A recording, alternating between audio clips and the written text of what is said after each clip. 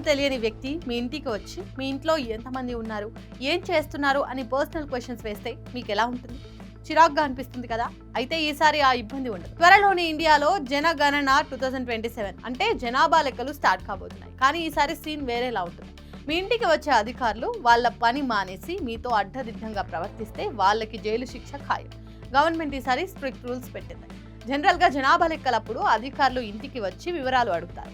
అయితే కొంతమంది అధికారులు ప్రజలను ఇబ్బంది పెట్టేలా అభ్యంతరకరమైన ప్రశ్నలు అడుగుతున్నారని ఫిర్యాదులు వచ్చాయి.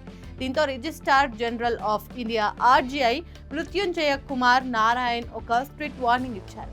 ఎవరైనా అధికారి మిమ్మల్ని ఉద్దేశపూర్వకంగా మీకు సంబంధం లేని లేదంటే పర్సనల్గా హర్ట్ చేసే ప్రశ్నలు అడిగితే వాళ్ళకి 1000 రూపాయల జరిమానాతో పాటు ఏకంగా 3 ఏళ్లు జైలు శిక్ష పడే ఛాన్స్ ఉందంట.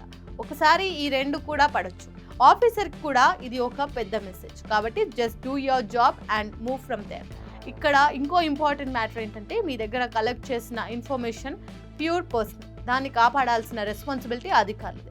ఒకవేళ మీ డేటాను ఎవరికైనా బయట వ్యక్తులకు లేదా సంస్థలకు లీక్ చేస్తే అది కూడా తీవ్రమైన నేరం. కేంద్రం ఈ విషయంలో చాలా ట్రాన్స్పరెంట్గా ఉండాలని డిసైడ్ అయ్యింది. ఇక అధికారులు కేవలం ఫారంలలో ఉన్న ప్రశ్నలను మాత్రమే అడగాలి. అనవసరమైన ఆరాలు తీయడం, పర్సనల్ కామెంట్స్ చేయడం లాంటివి చేస్తే ఇక అంతే సంగతులు. ఈసారి సెన్సెస్లో ఇంకో హైలైట్ ఏంటంటే స్వాతంత్రం వచ్చిన తర్వాత జరుగుతున్న 16వ జనాభా గణన పూర్తిగా డిజిటల్ పద్ధతిలో జరగబోతుంది. దీనికోసం గవర్నమెంట్ ఏకంగా 11,718 కోట్ల బడ్జెట్ ఆమోదించింది. అంతేకాదు మనకు ఈసారి సెల్ఫ్ ఎన్యూమరేషన్ ఆప్షన్ కూడా ఉంది. అంటే మన వివరాలను మనమే ఆన్లైన్లో ఫిల్ చేసుకోవచ్చు.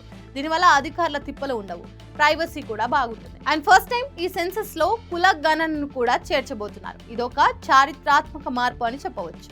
కాబట్టి సెన్సస్ అధికారులపై పెట్టిన ఈ స్ట్రిక్ట్ రూల్స్ గురించి మీరేమంటారు? ఇది మంచి నిర్ణయమా?